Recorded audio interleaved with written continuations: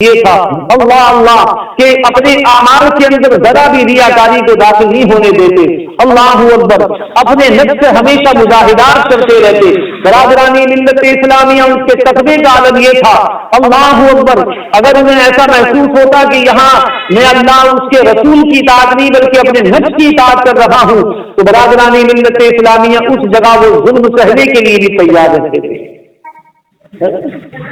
یہ زندگی ہم کریں تو کم سے کم صرف واقعات تک انہیں ہم محدود نہ رکھیں بلکہ ہم اپنے اندر اس کو اتاریں. مولا علی شیر خدا رضی اللہ تعالیٰ عنہ جو عشر مبشرہ میں سے ہیں خلیفہ اربعہ ہیں. برادرانی ملت اسلامیہ بڑا مشہور واقعہ ہے. کمال کا ضبط ہے آپ کے اندر, کمال کا صبر ہے. اللہ اکبر. اور یقیناً اپنی درگزر کو اللہ بڑا پسند فرماتا ہے, بہت پسند فرماتا.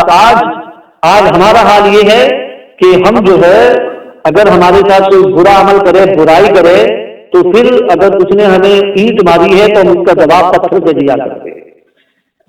ہم اور آپ تاریخ اٹھا کر دیکھ لیجیے, آپ تاریخ اسلام جتنے بھی بزرگان دین گزرے, اولیاء کرام, صحابہ کرام, انبیاء کرام علیہم الصلوۃ والسلام, برادرانی ملت اسلامیہ کبھی بھی کسی نے اپنی ذات کے لیے کسی سے ناراض نہیں ہوا. اپنی ذات کے لیے انہیں کبھی غصہ نہیں آیا. اللہ والے جو بھی کسی سے اگر ناراض ہوئے ہیں تو وہ اپنی ذات کے لیے نہیں, پروردگار کے لیے, اللہ کے لیے انہوں نے دشمنی کی ہے. اگر جمع ہوئی ہیں اسلام میں تو دین کے لیے. برادرانی ملت اسلامیہ آج اگر ہم ناراض ہوتے ہیں تو اپنے لیے ناراض ہوتے ہیں, دین کے لیے ہم ناراض نہیں ہوتے. ہم نے نہیں دیکھا کہ اگر ہمارا بیٹا نماز نہ پڑھے تو ہم اس سے بات نہ کریں. برادرانی ملت اسلامیہ اگر ہمارے گھر میں کوئی جھوٹ کا عادی ہو جائے تو ہم اس سے جو ہے سوشل بائیکاٹ کرتے. ہم نے نہیں دیکھا ہے. ناراض یقیناً اللہ اور اس کے رسول کی ناراض ہونا یہی ہے کہ اگر کوئی احکام شریعہ کی پابندی نہیں کرتا, احکام شریعت کو پامال کرتا ہے تو برادرانی ملت اسلامیہ پھر ہم اس سے قطع تعلق کر لیں گے, پھر ہم اس سے بات چیت نہیں کریں گے. یہ ہوتا اللہ اس کے رسول کے لیے ناراض ہونا. مولا علی شیر خدا رضی اللہ تعالیٰ عنہ ایک دشمن خدا سے مقابلہ کر رہے تھے. برادرانی ملت اسلامیہ دونوں میں آمنے سامنے کشتی ہوئی. مولا علی شیر خدا رضی اللہ تعالیٰ عنہ نے آپ اس کو پچھاڑ دیا اور پچھاڑنے کے بعد اس کے سینے پر سوار ہو گئے. سینے پر سوار ہیں, دشمن خدا ہے, جین کا دشمن ہے, وہ اس کے سینے پر سوار ہیں. برادرانی ملت اسلامیہ قریب ہی تھا کہ آپ اپنی تلوار میان سے نکالتے اور اس کی گردن کو اڑا دیتے. تلوار نکال ہی رہے تھے, اتنے میں اس نے حضرت مولا علی شیر خدا رضی اللہ تعالیٰ عنہ کے چہرے پر تھوک دیا. برادرانی ملت اسلامیہ اب ذرا غور کیجیے, جیسے ہی چہرے پر تھوکا تو غصے میں اضافہ ہونا چاہیے تھا. جہاں تلوار نکالنے میں تھوڑی دیر ہو رہی تھی وہاں اور جلدی کرنی چاہیے تھی نا, لیکن یہاں تو معاملہ ہی جو ہے الگ ہے. برادرانی ملت اسلامیہ مولا علی شیر خدا رضی اللہ تعالیٰ عنہ کے چہرے پر جیسے ہی اس دشمن خدا نے تھوکا, حضرت علی شیر خدا داماد مصطفیٰ صلی اللہ علیہ وسلم فوراً اس کے سینے سے اٹھ جاتے ہیں اور اس کو چھوڑ دیتے ہیں اور ٹہلنے لگتے ہیں. برادرانی ملت اسلامیہ جب اس دین کے دشمن نے جب یہ منظر دیکھا, جب اس منافق نے یہ دیکھا, اللہ اکبر, بڑا حیران ہوا, تعجب میں پڑ گیا اور رہا نہ گیا. حضرت مولا علی شیر خدا رضی اللہ تعالیٰ عنہ سے پوچھا, اے علی یہ معاملہ میری سمجھ میں نہیں آ رہا.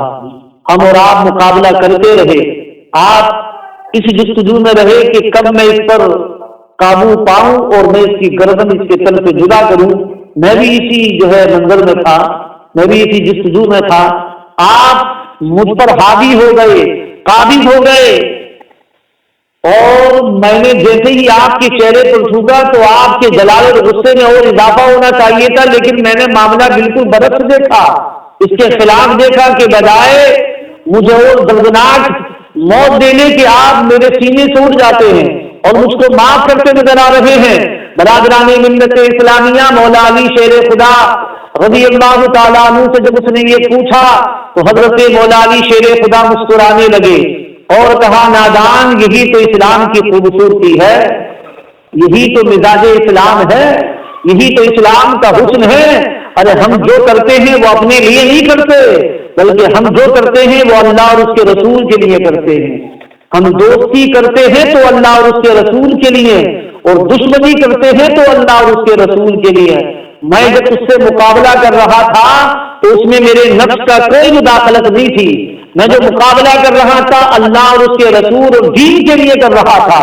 لیکن جیسے ہی تو نے میرے چہرے پر تھوکا تو میرے ذہن میں یہ خیال آیا کہیں ایسا نہ ہو کہ میرا نفس اس میں داخل ہو جائے اور رب کعبہ کی بارگاہ میں پھر میری پکڑ ہو.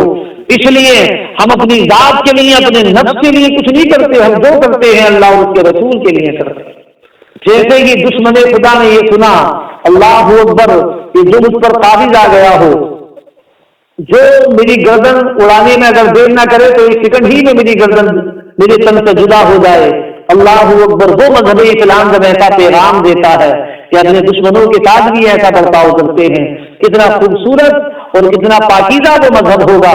یقیناً برادرانی ملت اسلامیہ روایت شاہد ہے وہ دشمن کلمہ پڑھ کر مسلمان ہو گیا. یہی تو رب کعبہ فرماتا ہے تم برائی کا بدلہ اچھائی سے دو گے، جو تمہارے دشمن ہے وہ بھی دوست بن کے نظر آئیں گے. قرآن کی آیت کہہ رہی ہے ادفع بالتی ہی احسن فاذا الذی بینک وبینہ عداوۃ کانہ ولی حمیم.